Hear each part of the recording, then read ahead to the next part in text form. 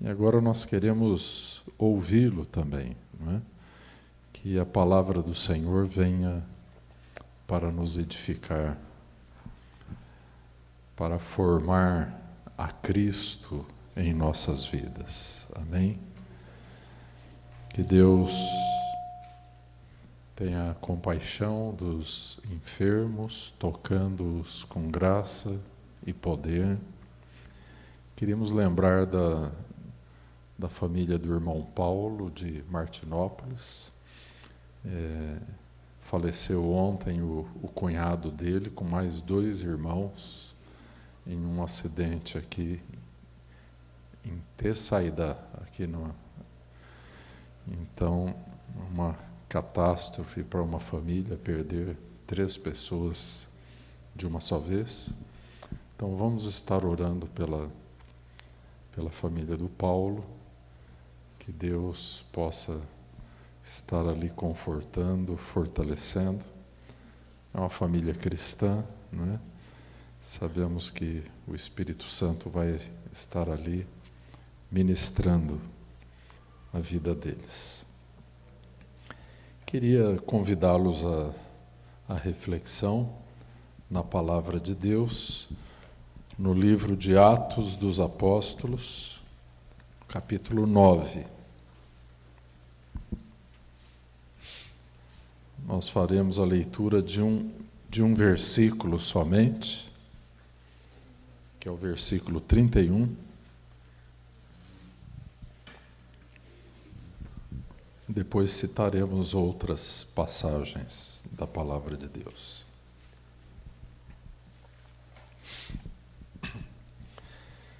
Assim, pois, as igrejas em toda a Judéia e Galiléia e Samaria tinham paz e eram edificadas, e se multiplicavam, andando no temor do Senhor e na consolação do Espírito Santo.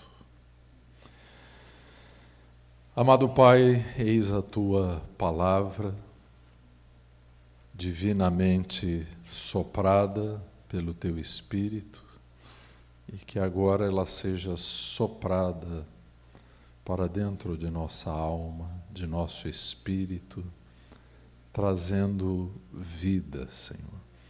Aquela vida que não envelhece, que não perece, que não morre, aquela vida eterna, aquela vida que é um alimento eterno, Senhor.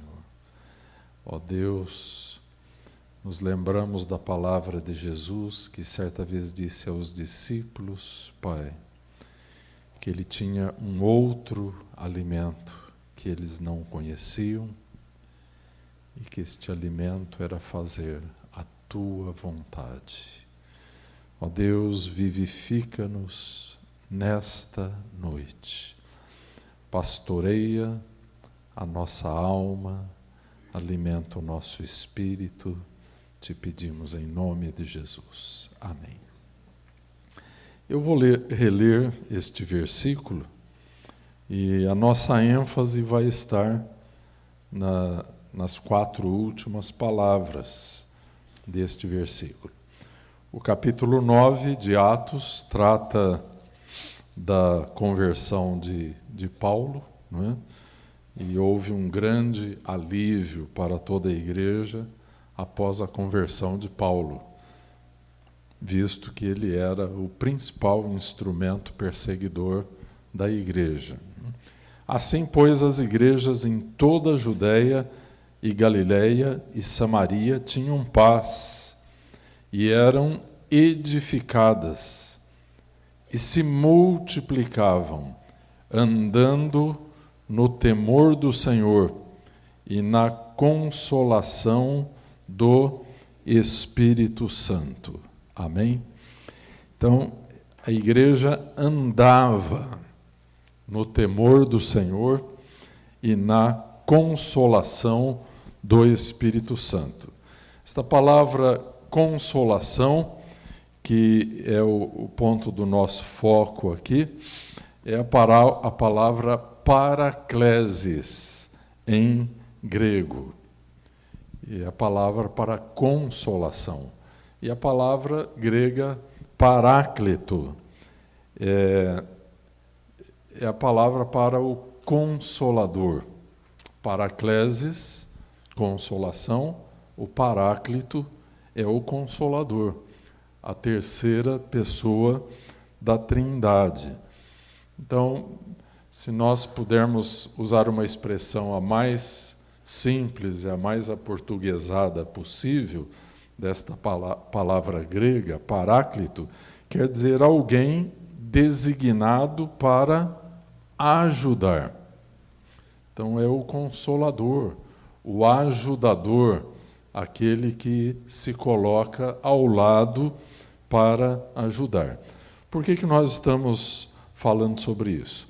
Porque hoje, em muitas igrejas, é celebrado o dia de Pentecostes, né? E o que representa o Pentecostes? O Pentecostes é uma celebração do calendário judaico, do calendário religioso judaico. E o que comemora-se no Pentecostes? Os judeus comemoram a concessão da lei mosaica ao povo de Israel no Monte Sinai. Então é isso que é celebrado no meio do povo judeu. E como as festas judaicas têm muito a ver também com o ano agrícola, a Pentecostes também celebravam a colheita do trigo. Então levava-se ao Senhor ofertas de trigo, aqueles molhos de trigo. No caso da Páscoa, eram molhos de cevada que eram oferecidos a Deus. Então nós nunca devemos perder de vista que Israel vivia num contexto agrícola e cujas festas religiosas tinham uma estreita relação com os acontecimentos do ano agrícola. Mas, então, após a Páscoa, que é a festa da redenção, e o que acontece na Páscoa? Na Páscoa, Jesus entrega a sua vida por nós. Então, o plano de redenção de Deus começa ali na Páscoa. E depois ele se estende pela festa de Pentecostes. Então, a primeira metade do plano de redenção de Deus é didaticamente demonstrada pela Páscoa e pela festa de Pentecostes. Então, na Páscoa nós temos a redenção, nós temos a ressurreição. E depois da Páscoa transcorrem 50 dias. Portanto, 7 semanas, 7 sábados, perfazendo aí um total de 50 dias. E o que acontece nesse período? Vamos contextualizar com os evangelhos. Após a ressurreição de Jesus, por quantos dias Jesus esteve entre os discípulos, aparecendo aos apóstolos e aos discípulos mais chegados? Por quantos dias? 40 dias. Após esses 40 dias, Jesus sobe aos céus. Amém? E Lucas coloca uma ênfase muito especial nisso, e dizendo que Jesus subiu aos céus, aqueles anjos se colocaram ali, e houve então aquela promessa que, da mesma forma como eles o ouviram subir, que ele voltaria. Amém? Glória a Deus. E então, depois que os discípulos voltam para casa, na verdade eles voltam para Jerusalém, e eles ficam ali naquele cenáculo, 120 discípulos, permanece por quantos dias orando? 10 dias. Então, 40 dias em que Jesus esteve entre eles após a ressurreição, e Jesus então ascende aos céus, e eles voltam. Faltavam então quantos dias para o dia de Pentecostes? 10 dias. Por 10 dias eles oram ali no cenáculo. E completado os 10 dias, então chegando à festa de Pentecostes, o que acontece? O Espírito Santo vem sobre aqueles 120 discípulos, enchendo-os com o poder do alto. Eles são batizados no Espírito Santo. Então, por assim dizer, ali tem início, oficialmente podemos dizer assim, a Igreja do Senhor Jesus Cristo. Amém? Nós queremos colocar uma ênfase na nossa mensagem hoje ao Espírito Santo. Amém? Não há igreja sem o Espírito Santo. E é sobre a terceira pessoa da Trindade que nós desejamos falar. Então, toda a metade do plano da redenção de Deus já se cumpriu. Então, nós temos a Páscoa, o sangue do Cordeiro foi derramado, o processo da redenção tem início, e a Páscoa, então, no ano agrícola judaico, tinha a ver com o início da colheita, não é? E a colheita, então, tem um significado simbólico, porque na Bíblia nos fala da colheita de almas. Deus tem uma grande colheita para o final dos tempos. Então, nós temos na Páscoa, depois nós temos os pães asmos, a santificação, nós temos a festa das primícias, a ressurreição e a ascensão de Jesus Cristo.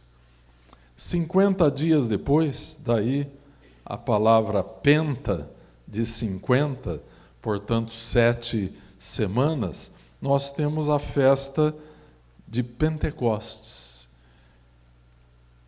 e que os judeus celebram a concessão da lei, dada por Moisés, e cumpre-se exatamente neste dia que vem sobre a igreja aquele que vai escrever a lei divina não em tábuas de pedra no Monte Sinai, mas nas tábuas de carne do nosso coração. Amém? E o Espírito Santo, ele vem não para fazer uma visita ocasional ao seu povo, mas ele vem agora para residir com o seu povo. Então, a festa de Pentecostes assinala a descida do Espírito Santo e a formação da igreja. Do ponto de vista da colheita, aqui em Pentecostes, quase toda a colheita já havia sido ceifada, né? E nós temos então até Pentecostes a metade do plano da redenção.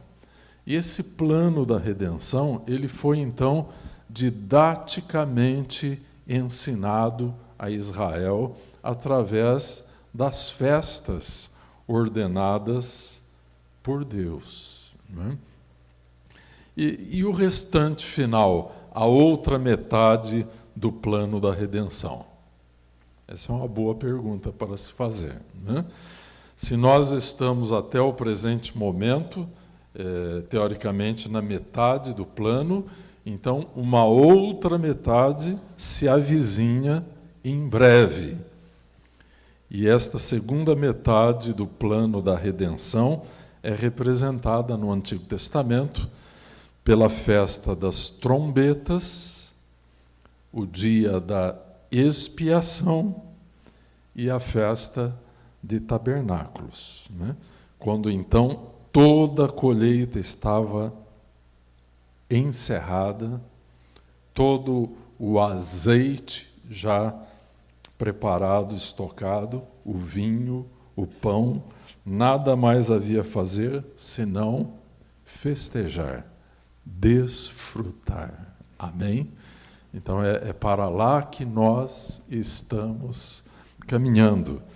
E queira Deus que em breve estamos caminhando para a consumação do plano de redenção, a consumação final do propósito de Deus. Agora quero voltar com vocês a este versículo, né? A igreja caminhava. A igreja está andando no temor do Senhor e na consolação do Espírito Santo. Irmãos, a Bíblia nos mostra que a igreja é um povo peregrino. Não é um povo que está estacionado no deserto, mas está peregrinando no deserto. Nós somos peregrinos. Depois da Bíblia, o livro mais lido, o livro evangélico mais lido, chama-se exatamente O Peregrino, de John Bunyan, um escritor inglês. E, segundo o que consta a história, ele foi preso por pregar o Evangelho. E na prisão, então, Deus lhe deu uma visão de como era a trajetória de um cristão. E ele escreveu, então, o livro intitulado O Peregrino, mostrando toda a vida cristã e tudo aquilo pelo que passa um cristão, desde o momento em que ele solta o fardo do seu pecado diante da cruz de Cristo, até o momento em que ele atravessa o rio desta vida para residir na Nova Jerusalém celestial com Jesus. Amém? Então, eu tive a felicidade de que este foi o primeiro livro evangélico que eu li após a minha conversão. E desde então eu já li esse livro diversas vezes. E é impressionante como, naquela visão que Deus deu a John Bunyan, como ele conseguiu colocar naquele livro, de uma maneira praticamente visual, todas as dificuldades que nós enfrentamos em nossa peregrinação. Na verdade, nesse livro, você se vê ali, não é? Então, a vida cristã é um crescente, desde aquele momento em que Deus nos resgata daquele lodaçal terrível, como diz o Salmo 40, daquele tremendal de lama, de onde Ele nos arrancou, e dali para frente é uma ascensão, como quem está subindo um monte até chegar a lugares de onde vai ter uma visão maravilhosa, uma atmosfera e um ar mais puro, não é? Então, assim é a caminhada. Disse Salomão, o autor de Provérbios, diz que o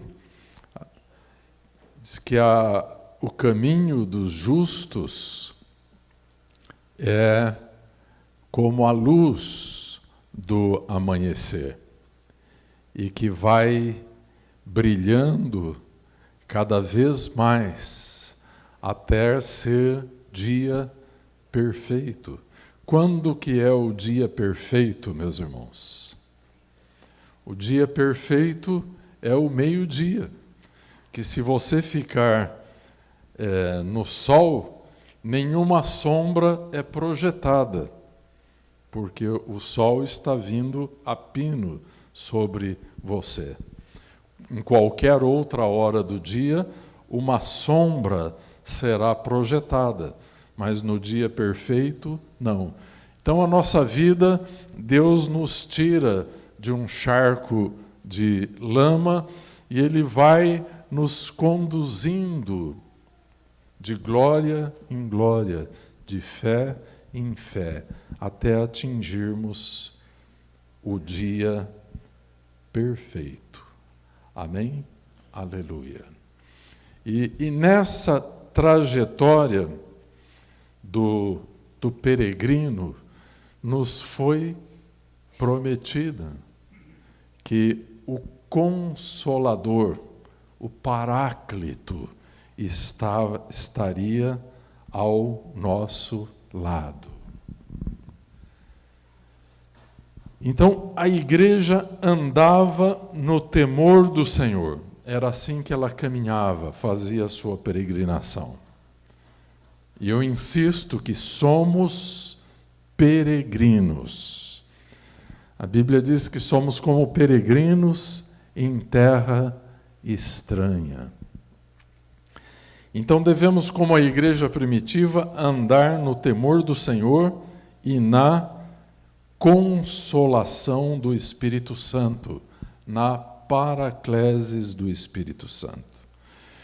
Quando os apóstolos impetravam a sua bênção, eles diziam, como o apóstolo Paulo, que a graça do Senhor Jesus Cristo e o amor de Deus Pai e a paracleses do Espírito Santo e a consolação do Espírito Santo, o companheirismo com o Espírito Santo, né? É essa, vamos usar assim uma outra palavra, esta camaradagem que deve haver entre um Filho de Deus e a terceira pessoa da Trindade. Amém? Aleluia. Então, nesta noite, queremos olhar para esta relação. Como está a nossa relação com o Espírito Santo? Essa é uma pergunta importante, porque da resposta que você pode dar a esta pergunta, você pode ter uma visão prévia do teu próprio destino, não é? Como está a sua relação com a terceira pessoa da Trindade? Veja bem, hoje é um dia no calendário religioso em que se celebra a festa de Pentecostes. Mas se você não está andando, vivendo na consolação do Espírito Santo, não há o que celebrar, não há o que comemorar. A igreja nos dias de hoje, como sempre esteve, está em luta contra forças terríveis para desviá-la do seu curso, para desviá-la do seu destino, do seu Senhor. Nós aqui só temos uma garantia, meus irmãos, que chama-se Jesus Cristo. A única garantia do cristão é este nome bendito e tudo aquilo que ele já realizou por nós. Agora, todos os que estão aqui e que chegaram em sua vida a ter uma experiência com Jesus Cristo, eu posso, à luz de uma boa teologia bíblica, dizer para você que a pessoa que te apresentou ao Senhor Jesus Cristo foi o Espírito Santo. Amém? Então, nós não seríamos cristãos, nós não estaríamos aqui, nós não estaríamos esperando o cumprimento do plano da redenção divina, se não fosse o Espírito Santo. Há uma coisa muito curiosa a respeito da Trindade Santa, né? Porque Deus se revela como Pai, Filho e Espírito Santo. Há um só Deus, mas ele se expressa em três pessoas que nós chamamos de Trindade. Então, o Filho de Deus, Jesus Cristo, ele revela o Pai. Ele não revela a si mesmo, ele revela o Pai. Ele glorifica o Pai. Você nota isso muito bem na Bíblia, em especial no Evangelho segundo São João. O Espírito Santo é quem revela o Filho de Deus. Amém? Então, foi por isso que eu disse que quem nos apresentou o Filho de Deus, Jesus Cristo de Nazaré, o nosso Senhor e Salvador, foi o Espírito Santo. Amém? Antigamente, alguns teólogos, e até hoje há quem creia desta forma, dividiam então todo o progresso do plano de redenção de Deus em três eras. Então, eles chamavam a primeira era, é a era de Deus Pai. Depois, a era de Deus Filho.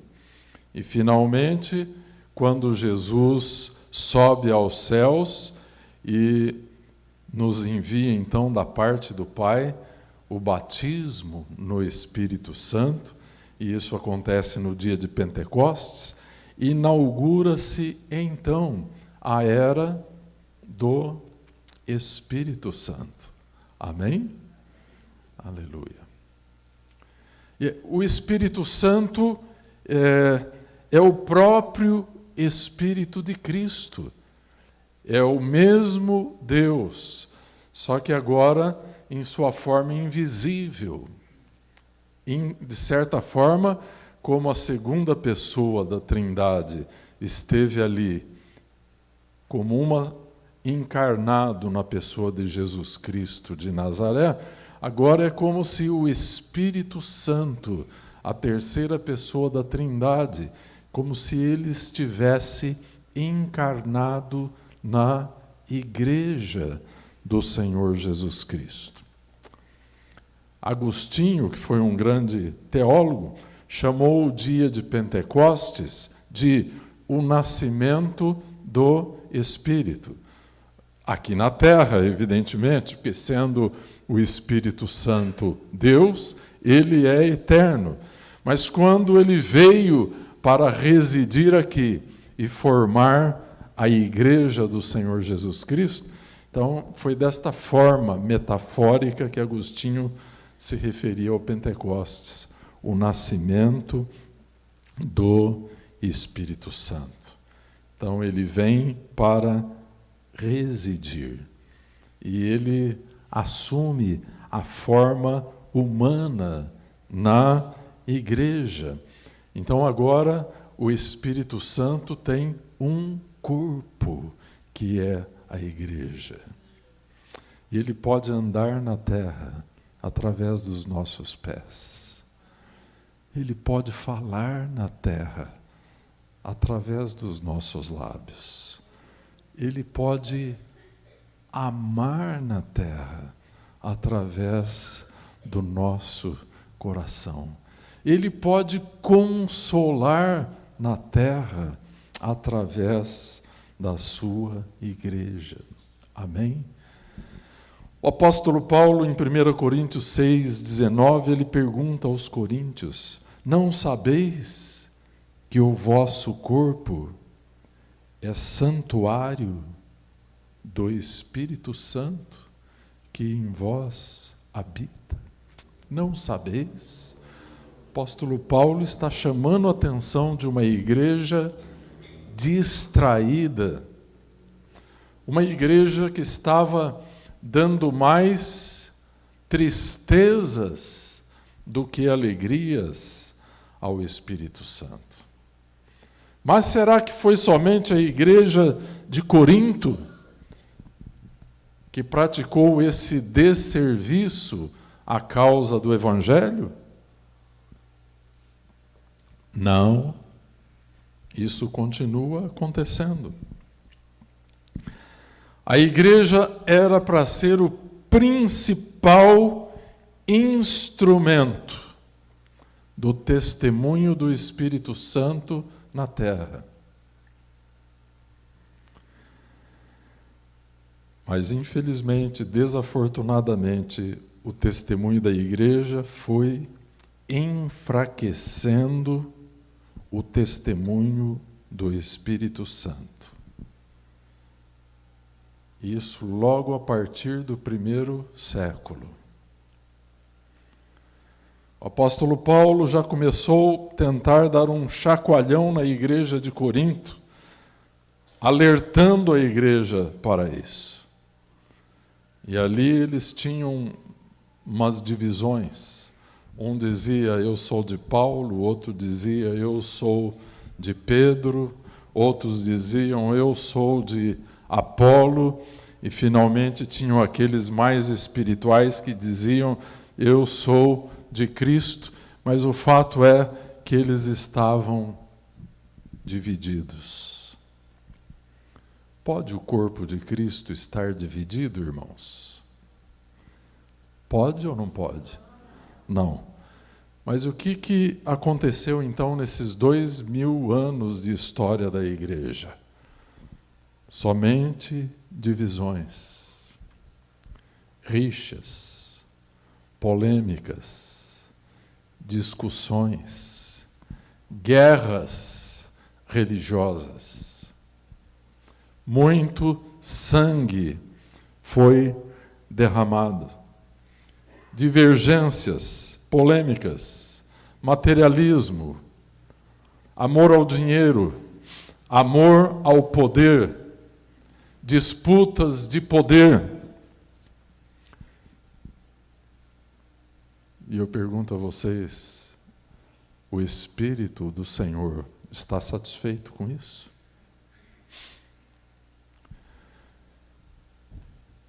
Aí então que nós encontramos muito importante na palavra de Deus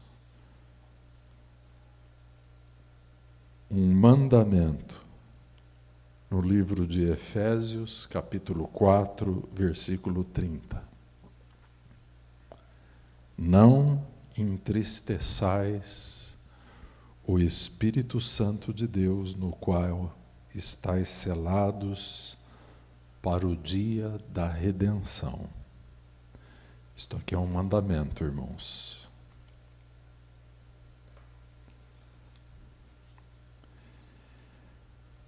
Quando citei para vocês 2000 anos de conflitos teológicos, de perseguições, e houveram momentos da história em que cristãos mataram outros cristãos.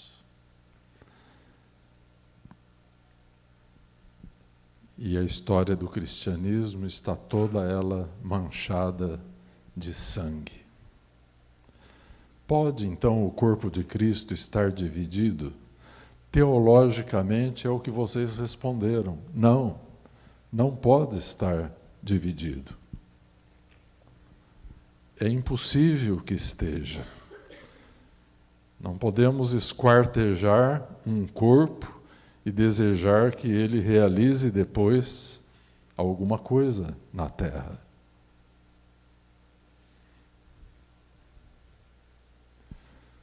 Todavia, se teologicamente isso é impossível, os homens deram um jeitinho, por causa de convicções diferentes, por causa de conceitos diferentes, e isso até os dias de hoje está acontecendo. Mas o que diz a palavra? Não entristeçais o Espírito Santo. Isto é uma ordem.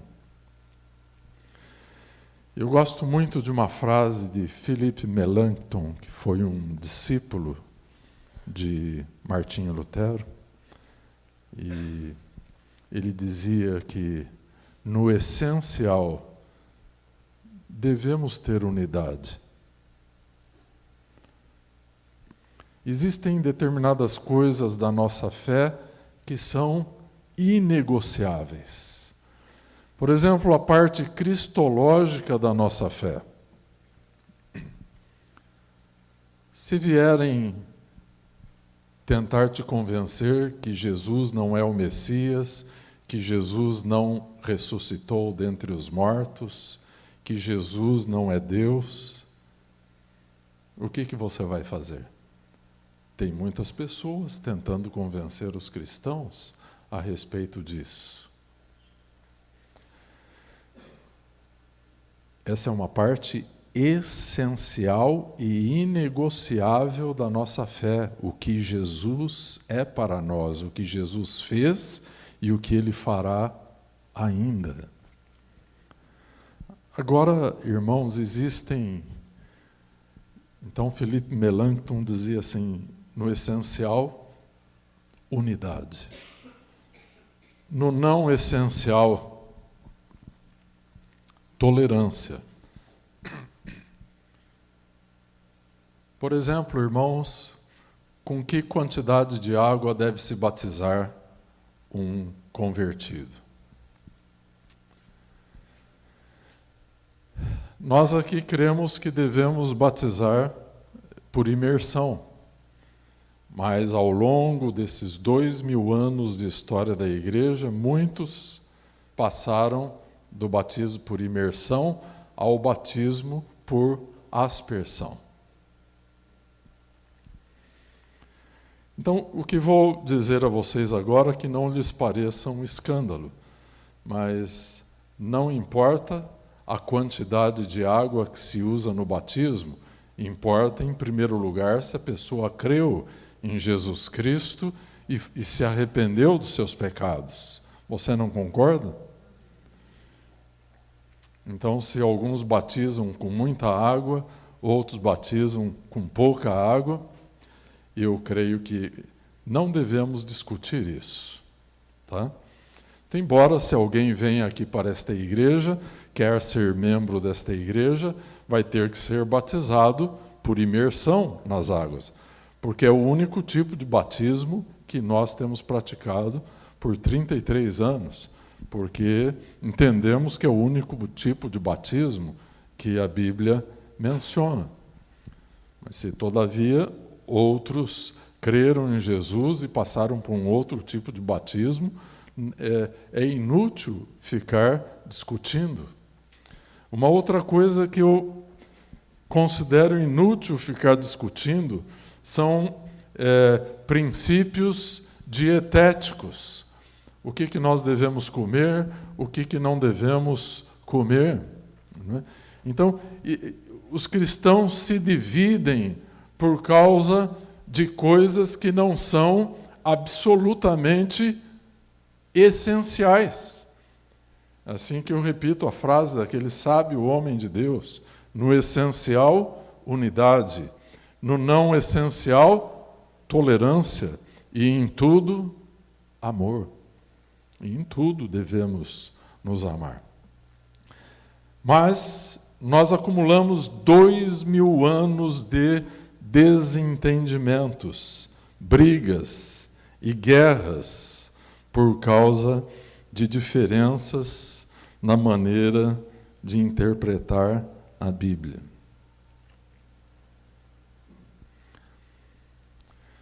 E onde fica o Espírito Santo, a terceira pessoa da Trindade, Bem, irmãos, há um outro mandamento muito importante em 1 Tessalonicenses, capítulo 5, versículo 19. Procurem aí.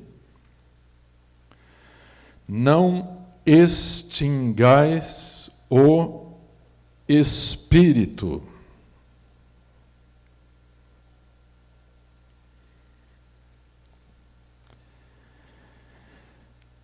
O Espírito Santo pode ser entristecido, e se tivermos o nosso coração cauterizado pelo pecado e continuarmos entristecendo o Espírito Santo, nós podemos extingui-lo de nossa experiência, de nossa família e até mesmo da igreja. Qual é o perigo fatal de entristecermos e extinguirmos o Espírito Santo? Vou lhes dizer. Na economia divina, no plano redentor de Deus, foi confiado a Ele, o Paráclito, o ofício de aplicar a redenção do Filho de Deus, Jesus Cristo, à alma dos homens. Então, a salvação é um remédio santo, eterno, mas somente as mãos do Espírito Santo podem aplicar este remédio ao coração do homem. É Ele quem nos apresenta o Salvador. É Ele, segundo o que diz o apóstolo João, no capítulo 16 de seu Evangelho, é Ele que nos convence do pecado, da justiça e do juízo que virá. Então, o Espírito Santo, o Paráclito, ele aplica a redenção ao nosso coração perdido. Nós, por natureza, somos avessos ao Espírito Santo. Por natureza, nós somos rebeldes. E só o poder do Espírito Santo pode dobrar o nosso coração, a nossa alma. Por isso que naquele discurso de despedida de Jesus, que está no capítulo 16 do livro do Evangelho segundo São João, Jesus anunciou a vinda do Espírito Santo. Jesus disse: eu não vou lhes deixar órfãos, eu vos enviarei um outro Consolador igual a mim. Na verdade, Jesus disse: eu voltarei para vós outros. Jesus estava falando sobre o Espírito Santo, e Jesus disse: Ele vos guiará em todas as verdades. Certa vez Jesus disse uma coisa muito interessante. Ele disse: maiores obras do que estas que vocês estão vendo eu fazer, vocês farão. É curioso que Jesus não disse melhores obras, mas ele disse maiores obras. Por que Jesus tinha tanta convicção assim para dizer uma coisa dessas? Porque Jesus conhecia muito bem o Paráclito. E ele sabia que quando, de certa forma, ele voltasse para a igreja na forma do Espírito Santo, para estar encarnado na igreja, então coisas maiores seriam feitas. Amém? Aleluia. Então, queridos irmãos, Muitas religiões e denominações ensinam graves equívocos a respeito do Espírito Santo. Atribui-se a ele a condição de ser uma energia vinda de Deus. Mas o Espírito Santo, ele é uma pessoa divina. Ele é Deus. Assim como Jesus disse, eu e o Pai somos um. E como são um? Através do Espírito Santo. Todos os milagres de Jesus foram praticados pelo poder do Espírito Santo. O apóstolo Paulo fala sobre termos a mente de Cristo. Como deveria ser a mente de Jesus Cristo? Tenho para mim que é uma mente inteiramente submissa ao Espírito Santo. E assim procuraram viver os primeiros apóstolos. E nós vemos no livro de Atos esta realidade maravilhosa. Quando eles tinham que tomar uma decisão, os apóstolos diziam, pareceu bem ao Espírito Santo e a nós fazer isso, fazer aquilo, fazer uma viagem, evangelizar, até mesmo evangelizar. Às vezes os apóstolos desejavam fazê-lo num lugar, o Espírito Santo dizia, não, vai ser naquele outro lugar. E eles diziam, pareceu bem ao Espírito Santo e a nós fazer ou não fazer alguma coisa. Então a vida da igreja estava e deve estar até hoje no Espírito Santo. No capítulo 28 de Evangelho segundo São Mateus, no versículo 20, o Senhor diz assim, e eis que estou convosco todos os dias, até a consumação dos séculos. Amém? Mas quem está vendo Jesus pessoalmente aqui conosco? Nós não estamos vendo. Mas o Espírito Santo, a presença invisível dele está aqui. Esses dias nós tivemos aqui, meus irmãos, uma reunião, como temos todo mês, para a entrega de um dia de oração e jejum. E nós estávamos aqui nos preparando para entregar o jejum. E, meus irmãos, eu tive uma experiência tão impressionante. A pessoa do Espírito Santo se tornou tão perceptível para mim naquele momento que eu até falei, irmãos, o Espírito Santo está aqui. Quer dizer, é óbvio, nós sabemos que está. Jesus disse, eu estarei convosco todos os dias até a consumação dos séculos. Né? Mas, às vezes, ocasionalmente, nós nos apercebemos daquela divina, santa, doce e poderosa presença de uma maneira especial. Então vem sobre nós aquilo que a igreja primitiva experimentava e que foi o versículo que motivou esta mensagem.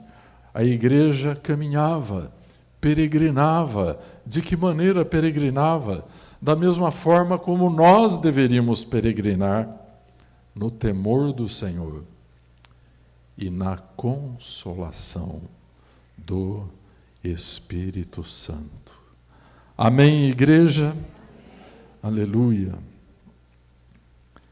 Então, a terceira pessoa da Trindade, o Espírito Santo, inicia a sua missão aqui na terra, missão redentiva, porque ele já havia participado da missão criativa de Deus. Agora a sua missão redentiva começa no dia de Pentecostes. E continuará esta missão até quando? Até quando Jesus voltar. Amém? Aleluia. Quando Jesus volta, o Espírito Santo entrega, então, ao Rei Jesus, aleluia, a autoridade e a missão de implantar visivelmente o reino de Deus aqui na terra. Este reino que hoje está invisível nos nossos corações, no seio da igreja. Este reino tornar-se-á visível após a segunda vinda do Senhor Jesus Cristo.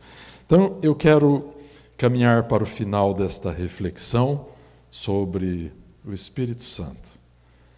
Que Deus me perdoe e vocês me perdoem também, pelo fato de minhas palavras serem tão insuficientes, tão pobres, tão rotas, para poder falar de pessoa tão sublime. Eu, humildemente, vos peço perdão. E queria reforçar esses 2 mandamentos do Novo Testamento. Não entristeçais o Espírito Santo. Não extinguais o Espírito Santo. Amados irmãos, às vezes, função deste mundo tão corrompido, em que o amor de quase todos tem se esfriado, às vezes não temos consciência de que estamos entristecendo o Espírito Santo.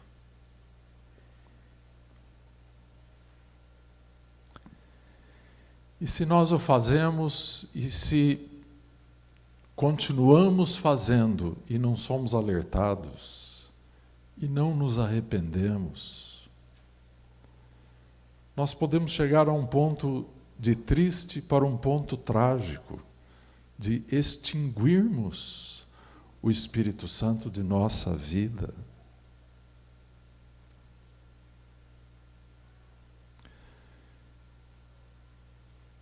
Isso é trágico, meus irmãos, porque, como tenho dito, o Espírito Santo, ele é como se fosse o executivo da Trindade. É Ele que faz tudo. Nós devemos tudo a Ele. A nossa conversão, o nosso arrependimento, o amor que temos por Jesus. Nós devemos tudo a Ele. Como viveremos sem Ele? Que glória nós traríamos a Jesus sem Ele?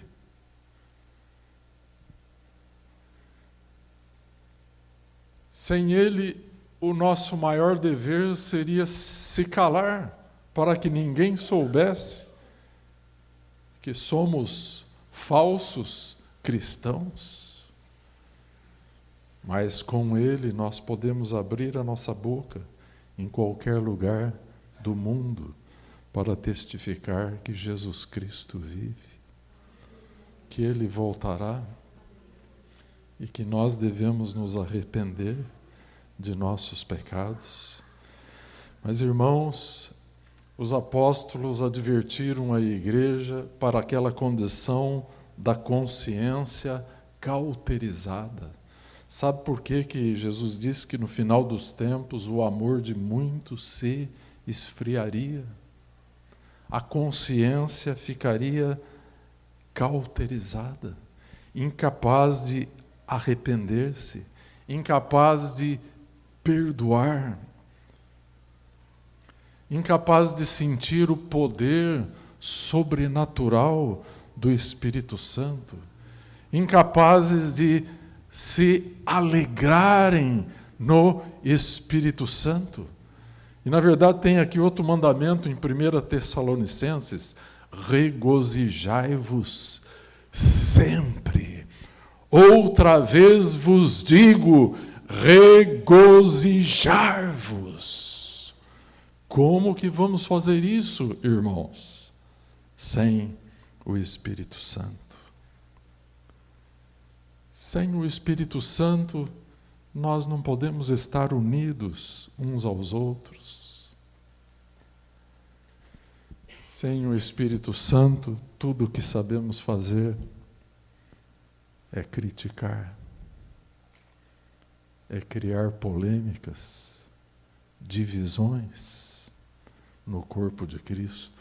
Somos especialistas nessas coisas.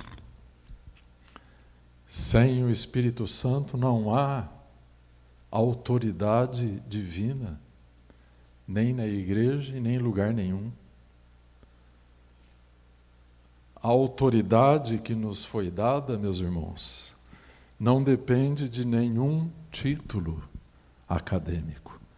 Aqui no mundo, sim, você deve lutar e batalhar para se titular. Eu sou muito favorável a que os crentes devam estudar, devam crescer e devam prevalecer para a glória de Deus. Mas no reino de Deus não há nenhuma autoridade que seja concedida por qualquer título. Eu me lembro um dia que eu estava orando na minha sala e eu tinha vários quadros, havia pendurado na parede vários diplomas, vários títulos, que passei a maior parte da minha vida estudando. E eu estava ajoelhado orando e me veio assim uma convicção, foi como se eu tivesse ouvido realmente a Deus, e creio que eu ouvi. E o Espírito Santo falou: tire todas essas coisas da parede. Eu tirei um por um aqueles diplomas, aqueles títulos. Tinha lá títulos que eu consegui porque quis, porque estudei. Tinha outros até que consegui e que não procurei e que me deram também. Mas peguei, enfiei tudo dentro do armário. E lá eles estão. E enquanto eu estiver vivo, eles não vão sair daquele lugar oculto. A autoridade de um homem de Deus não vem dos títulos que ele alcançou. Vem das horas que passa com a Bíblia na mão e na presença do Espírito Santo. Mas sem isso não há autoridade nenhuma. Sem o Espírito Santo, sequer nos convencemos de que somos pecadores. Um calo espesso se formou sobre a nossa alma e já somos insensíveis à obra do Espírito Santo. Nós já não mais o ouvimos. Isso significa entristecê-lo. E uma realidade muito triste é que são os sintomas desse entristecer o Espírito Santo. Sabe, meus irmãos, eu sou pastor há 33 anos e eu observo claramente isso. Uma pessoa que está entristecendo o Espírito Santo na igreja, a igreja perdeu o sentido para ela. A igreja não é mais um lugar atrativo. Esta pessoa não tem mais alegria em ir à igreja. Mas, curiosamente, às vezes, na cadeira do lado existe um novo convertido. E esse novo convertido está assim, ele está apaixonado por Jesus. Oh Deus, isso aqui é o céu. Como amo a tua palavra. Que coisa gloriosa. Essa pessoa fica contando os dias para estar na igreja. Ela fica contando as horas para ouvir a palavra de Deus. Mas exatamente ao lado desta pessoa pode haver um crente antigo que deixou formar-se aqueles calos horríveis em sua alma, já não sente mais a presença do Espírito Santo, está vivendo agora em ativa desobediência aos mandamentos de Deus, tanto os mandamentos negativos quanto aos positivos. Mandamentos negativos é quando Deus diz, não faça tal coisa. E mandamentos positivos é quando Deus diz, faça tal coisa. Por exemplo, a Bíblia manda, não entristeçais o Espírito Santo. Mas a Bíblia manda também, alegrai-vos sempre no Senhor. Isso é uma diferença entre mandamento negativo e positivo. Mas a pessoa que está entristecendo o Espírito Santo e vai acabar extinguindo de sua vida e de sua experiência, essa pessoa está transgredindo todos os mandamentos.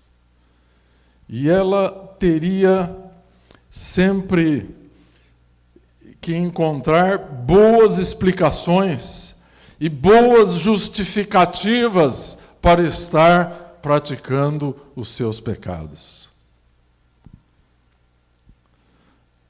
Sabe, meus irmãos, por natureza, nós não somos diferentes destas pessoas que estão sendo investigadas no Brasil por causa de crimes de corrupção.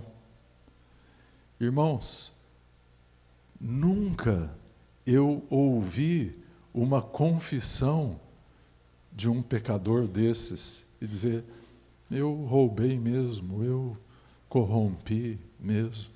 Nunca, diante da lei e da justiça, todos são inocentes. Sabe,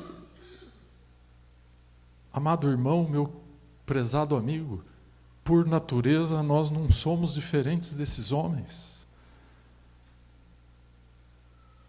E se estivermos extinguindo o Espírito de Deus da nossa vida, nós teremos sempre uma boa explicação, nós teremos sempre uma boa justificativa para continuar desobedecendo, para continuar pecando e para continuar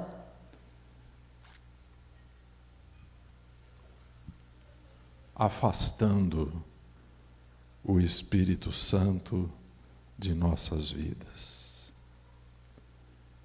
E aí isso explica tantas vezes porque que nós não temos alegria em orar, em ler a Bíblia, em ir à igreja. O que diz lá no Antigo Testamento? O salmista diz assim, alegrei-me quando me disseram, subamos à casa de Deus. Aquele povo ia cantando, meus irmãos. Às vezes passavam dias e dias caminhando para a casa de Deus. E existem vários salmos na Bíblia que são chamados salmos de peregrinação ou salmos de romagem. Eles iam caminhando e cantando, meus irmãos, para a casa de Deus. Alegrei-me. Mas a pessoa que está entristecendo o Espírito Santo, está na hora de ir para a igreja. Chega atrasado na casa de Deus.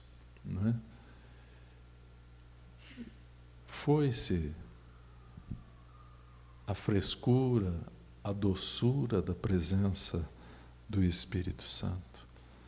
Quando estamos entristecendo o Espírito Santo, tudo nos parece errado na casa de Deus. Não sabemos o que é, mas tudo nos parece errado. O culto parece tão mecânico, tudo me parece tão seco, sem vida. Mas às vezes do meu lado tem uma pessoa novinha, um pecador a quem Jesus perdoou recentemente. Ele está achando tudo maravilhoso. Jesus disse que aquele a quem poucos pecados foram perdoados, pouco ama. Mas aquele a quem muitos pecados foram perdoados, muito ama. E Jesus contou, então, o Evangelho conta aquela história daquela mulher que lavou os pés de Jesus com as suas lágrimas e enxugou com os seus cabelos. E o fariseu estava escandalizado com aquilo. E Jesus, então, deu essa explicação.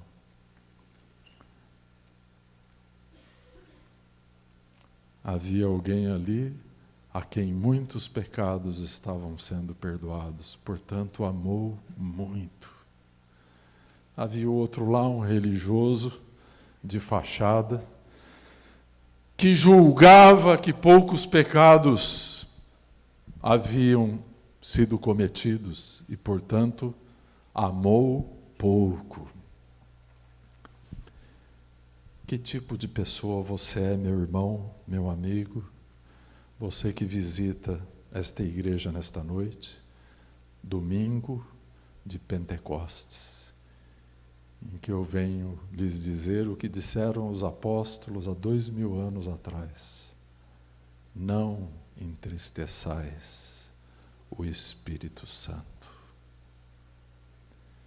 porque nele nós fomos selados para a vida eterna, e sem ele nós somos uma carta sem selo, cujo destino será ser pisada pelos homens. Não há um destino para nós sem o Espírito Santo, como não há um destino para nós sem o sangue de Jesus, como não há um destino para nós sem o amor de Deus Pai. Amada igreja, se porventura você se encontra dentro desta sintomatologia que eu acabei de mencionar, o remédio é o arrependimento. Não é você ficar procurando os defeitos dos seus irmãos, os defeitos da igreja, porque isso vai encontrar muitos em todos os lugares. O rei Davi uma vez estava passando por isso, e ele cantou então aquele Salmo 32. E ele disse, ele confessou, enquanto eu me calei, envelheceram-se todos os meus ossos pelo meu gemido a cada dia. Em seu pecado é como se ele estivesse se apodrecendo interiormente. Ele estava entristecendo o Espírito Santo. E quem sabe por isso estava se entristecendo também. Pouco tempo atrás eu estava lendo que hoje a depressão é o quarto maior problema de saúde mundial. Só perde para os problemas oncológicos e cardiovasculares. Por que o mundo está chegando a essa situação, meus irmãos? Por que a igreja está tão cheia de pessoas depressivas? Eu não tenho a resposta, meus irmãos, mas eu estou procurando na Bíblia. A palavra que nos manda nos alegrarmos sempre no Senhor. Todos os dias, quando você amanhecer o seu dia, procure um motivo para se alegrar em Deus. Quando o dia terminar, procure algum motivo, se houver, para se arrepender antes de findar o dia. Não foi o que o apóstolo Paulo ensinou? O que a Bíblia ensina? Que o sol não deve se pôr sobre a nossa ira? Alguém que anda na paraclesis do Espírito Santo, na consolação do Espírito Santo, não permitirá que o pecado ganhe vantagem sobre nós. Amém? O apóstolo Paulo, escrevendo aos Coríntios e tratando de um assunto gravíssimo, de uma ofensa gravíssima que havia sido praticada naquela igreja, ele chega a uma conclusão de que aquele pecador devia ser perdoado e reconciliado. E ele fala o motivo: para que o diabo não ganhe vantagens contra nós. Se você é tardio, é lento em resolver o problema do seu pecado, o diabo vai tirar vantagens de você. Ele vai ganhar terreno sobre você. A cada dia que você omite a sua decisão de obediência à palavra de Deus e ao Espírito Santo. Agora também quero dizer o seguinte, queridos irmãos: jamais alguém saberá qual é a vontade de Deus se esta pessoa não conhece a Bíblia, se essa pessoa não passa tempo com a Bíblia Sagrada. Queria convidar os músicos a que viessem aqui. Gostaríamos de cantar alguma coisa que enalteça ao Espírito Santo de Deus, a terceira pessoa da Trindade, o Paráclito, o Consolador, o Fortalecedor.